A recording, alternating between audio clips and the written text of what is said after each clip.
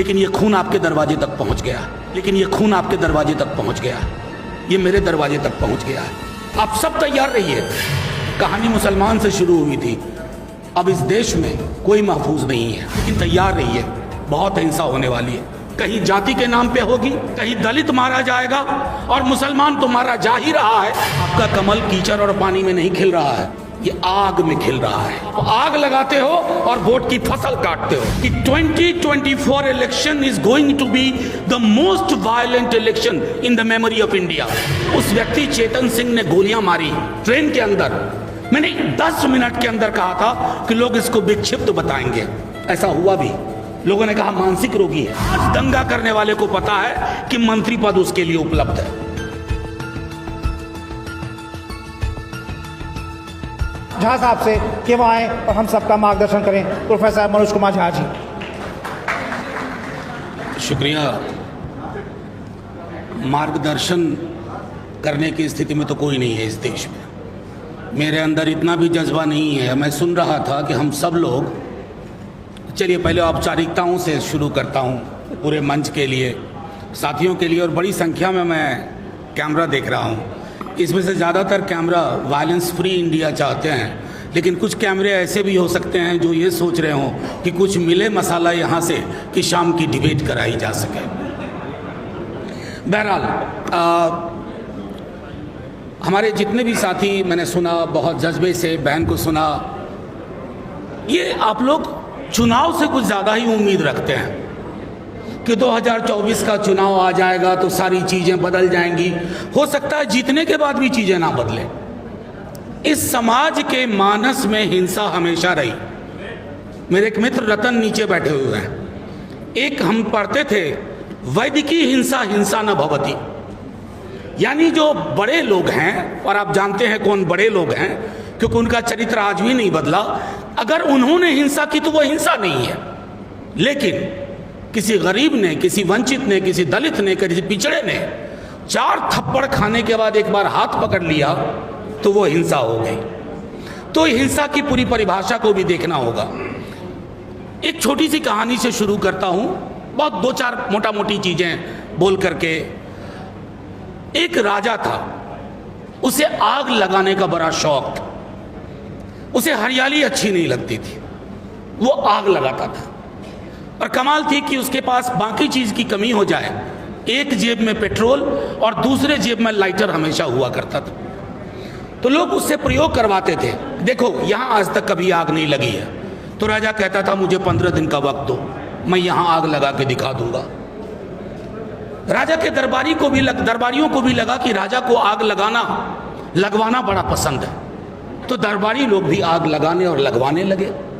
उनके पास भी पेट्रोल और लाइटर पहुंचने लगा। अंग्रेजी में एक शब्द है पायरोमैनिएक, वैसा व्यक्ति जिसको आग लगाने का शौक।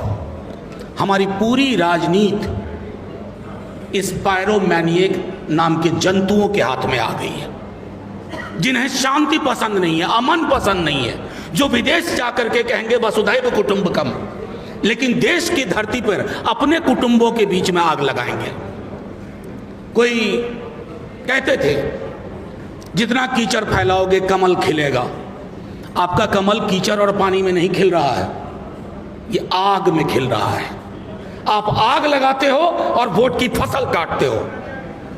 मणिपुर की आग को देख के आया हूं, गुजरात की आग देखी है, अभी नूह मेवात में वो आग दिख रहा है। सतपाल मलिक साहब आए नहीं, उन्होंने एक बात कही हाल के दिनों में कि 2024 election is going to be the most violent election in the memory of India. आप सब तैयार रहिए, ये वायलेंस फ्री इंडिया हम सब चाहते हैं, लेकिन तैयार रहिए, बहुत हिंसा होने वाली है। कहीं जाति के नाम पे होगी, कहीं दलित मारा जाएगा, और मुसलमान तो मारा जा ही रहा है। आपकी कोशिश सिर्फ चुनाव जीतना नहीं होना चाहिए। अब क्या करेंगे, एक पार्टी है, उस पर थोड़ा भरोसा होता है, वो भी वैसे दिखने लगती है। जब तक हमारी राजनीति में इन बाबाओं का प्रेजेंस होगा, सुबह शाम ये बहस हुआ करेगी, तब तक आप वायलेंस फ्री समाज बनाने की कल्पना ना करें। उसको व्यूअरशिप कौन देता है? हमारे आप जैसे ही लोग, हम नहीं, आप नहीं, लेकिन हमारे जैसे लोग, हमारे भाई, हमारे कुटुंब, हमारे दोस्त उसको वैल्यू देते हैं। नतीजे में क्या हासिल हो रहा है? देखिए, हिंसा जो होती है उसके पहले एक भाषाई हिंसा होती है। जुबान देख लीजिए लोगों की, किस तरह की जुबान से बात होती है। मैं नहीं कहता कि पहले दंगे नहीं होते थे, पहले भी होते थे। जब हम छात्र जीवन में थे तब भी दंगे होते थे। मैं रांची में पढ़ता था, रामनवमी के दौरान दंगे की आशंका होती थी रांची और जमशेदपुर में, लेकिन तब दंगा करने वाले सहमते थे। आज दंगा करने वाले को पता है कि मंत्री पद उसके लिए उपलब्ध है, वो दंगा करेगा, उसकी पॉलिटिकल प्रीमियम बढ़ेगी। दंगा और हिंसा हमारे समाज में नॉर्मलाइज हो गई है। ये चिंता का विषय है। जिस दिन उस व्यक्ति चेतन सिंह ने गोलियां मारी ट्रेन के अंदर, मैंने 10 मिनट के अंदर कहा था कि लोग इसको विक्षिप्त बताएंगे। ऐसा हुआ भी। लोगों ने कहा मानसिक रोगी है, डिप्रेशन में चल रहा था। आपने करोड़ों की तादाद में ऐसे मानसिक रोगी इस देश में पैदा कर दिए हैं। हमारी कोशिश है कि उनको, कोशिश हो कि उनको मानसिक रोग से निकाला जाए, और ये तब तक नहीं होगा जब तक हम लड़ाई अलग अलग लड़ेंगे। कि दलित की लड़ाई अलग, मुसलमानों की लड़ाई अलग, किसानों की लड़ाई अलग, मजदूरों की लड़ाई अलग, स्टूडेंट्स की लड़ाई अलग, शिक्षकों की लड़ाई अलग। ये जो टापू में तनहा तनहा लड़िएगा तो आग लगाने वाले राजा को और आसानी हो जाती है। उसे पता है कि एक को संभाल लो अभी, बाकी संभल जाएंगे। देखते देखते एक देश की इतनी बड़ी आबादी को इनविजिबलाइज कर दिया गया, अदृश्य कर दिया गया। पॉलिटिकल पार्टीज भी चुप रहना शुरू कर दी। करे यार ये तो ठीक नहीं है, इस पर ज्यादा मत बोलो, वो वोटर नाराज हो जाएंगे। पॉलिटिकल पार्टीज का काम ये भी होता है कि आप एडुकेट करिए, अपने लोगों को बताइए। असल में दिक्कत हुई है बीते दिनों में, ये जो ब्रांड मेकर्स और आ गए हैं पॉलिटिक्स में, तो उन्होंने कार्यकर्ताओं को खत्म कर दिया। अब किसी भी पॉलिटिकल पार्टी को नॉर्मली कार्यकर्ता नहीं चाहिए। वो कहीं विदेश से पढ़ा हुआ कोई एक बंदा आएगा, उसके साथ 15-20 लोगों की टीम होगी और वो पीआर का काम देखेगा। तो कोई पॉलिटिकल पार्टी हो जो कार्यकर्ताओं की गर्भ से निकली है, उस पार्टी में भी कार्यकर्ताओं को उस रूप में नहीं देखा जाता जैसे अब तक।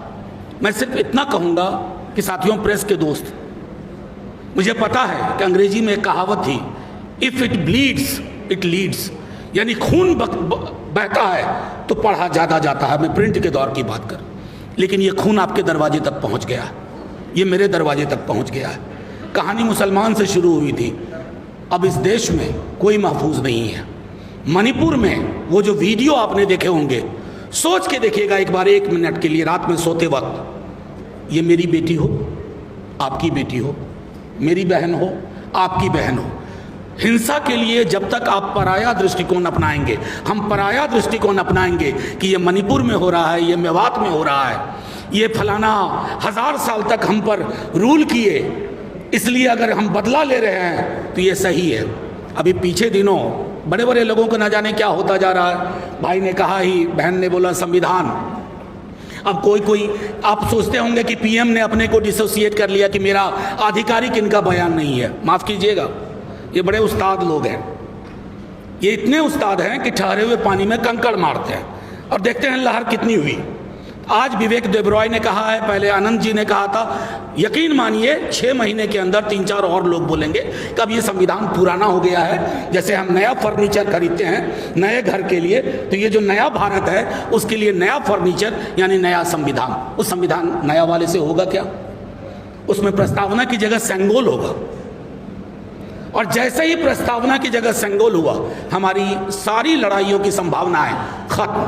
अब मैं आखिरी टिप्पणी करके, मैंने उनके साथ काम भी किया है, बड़े नेता हैं, बहुत हमेशा मंत्री ही रहे, गुलाम नबी आज़ाद साहब। अब उन्होंने कहा कि सारे मुसलमान हैं कश्मीर में या फलाना जगह, वो सब हिंदू थे। ये इतिहास में जाकर के गड्ढा खोदने का जो काम शुरू हुआ है एक तरफ तो आप चंद्रमा जा रहे हो, मंगलयान जा रहे हो, और जैसा आपने कहा कि सीवर की डेथ की चिंता नहीं है, लेकिन हाँ मस्जिद मस्जिद घूम करके गड्ढा खोद रहे हो कि कहीं कुछ मिले, ताकि देश की राजनीति, आपकी श्रद्धा इस बात में नहीं है कि वहाँ शिव निकले या फलाना निकले, आपकी आस्था इस बात में है कि एक और मसला मिले हाथ में, एक और मसाला मिले, ताकि 10 बरस के लिए और आग लगाएं। पेट्रोल और लाइटर है ही। तो मैंने सिर्फ इतना आग्रह किया, और हम उस धारा के लोग हैं। पृथ्वी पे धर्म पहले नहीं आया, भगवान नहीं आए, इंसान आए। इंसान को धर्म में और भगवान में बांटने का काम किसी इंसान ने किया। इसलिए ये कहानी शुरू करोगे, हम ये भी पूछ लेंगे कि इस देश के तमाम बौद्ध स्तूप कहाँ गायब हो गए, कौन खा गया उनको, जमीन निकल गई या आसमान खा गया। तो इतिहास में उल्टे पांव की यात्रा से कुछ हासिल नहीं होगा सिवाय हिंसा के। और इस हिंसा का समाधान, माफ कीजिएगा नवेद साहब, 24 के चुनाव के नतीजों में नहीं है। चुनाव अंगणित होता है, अंगणित से आप जीत जाते हैं, लेकिन काम करने की जरूरत है मनोविज्ञान पे, जहां हम नहीं कर पा रहे हैं। जितने भी कम्युनल आउटफिट्स हैं उनके पास कितने तरह के सिंबल हैं।